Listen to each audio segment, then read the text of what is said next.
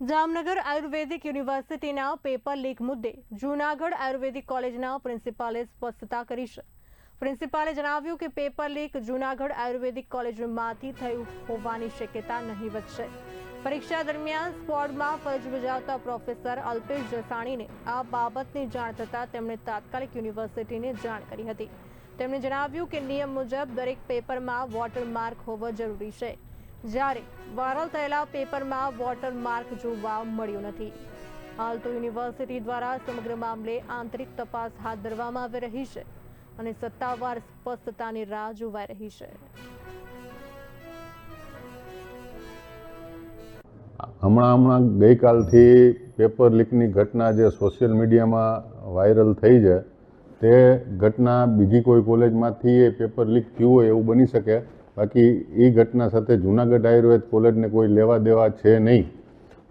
અને જૂનાગઢનું નામ એટલા માટે આવ્યું કે જે પેપર લીકની ઘટના, જે કથિત ઘટના આમ તો કહી શકાય, કથિત ઘટના વિશે જેના ઇન્ટરવ્યૂ સોશિયલ મીડિયામાં આવેલા છે તે અધિકારી શ્રી જૂનાગઢ કોલેજના પ્રોફેસર હોય.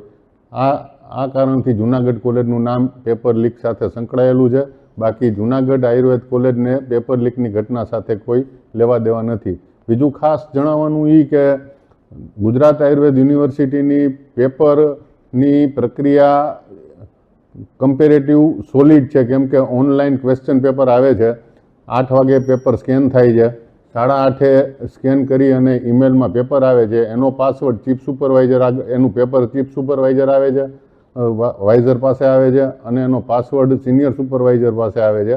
આ બેના પાસવર્ડ અને પેપરના કોમ્બિનેશનથી પેપર પ્રિન્ટ થાય છે, અને પ્રિન્ટ થાય અને તરત જ એને સીલ કરી દેવામાં આવે છે કવરમાં.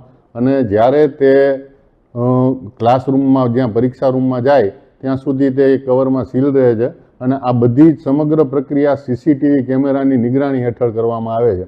હવે જે આ કથિત પેપર લીકની ઘટના છે, એમાં પોસિબલી એવું બની શકે એવી શક્યતા છે કે કોઈએ ઇમ્પોર્ટન્ટ ક્વેશ્ચન આપ્યા હોય અને એ સોશિયલ મીડિયામાં વાયરલ થયા હોય, તો 10-12 ક્વેશ્ચન આપેલા હોય ઇમ્પોર્ટન્ટ, એમાંથી 4-5 પ્રશ્ન આવ્યા હોય, એવું બની અને પેપર લીકની વાત ઉડી હોય એવી પોસિબિલિટી નહીં. પેપર લીક થવાની તો કોઈ શક્યતા જ રહેતી નથી. હું અહીંયા 4.5 વર્ષથી છેલ્લે સ્ટડી કરું છું, પણ એક પણ વર્ષ એવું બન્યું નથી કે પેપર લીક થયું. અને પેપરમાં વોટરમાર્કનો સિમ્બોલ હોય જ છે, અને આ જે ફરતું હતું એમાં કોઈ વોટરમાર્કનો સિમ્બોલ દેખાતો નથી, એટલે માનવામાં આવતું નથી કે પેપર લીક થયું હશે.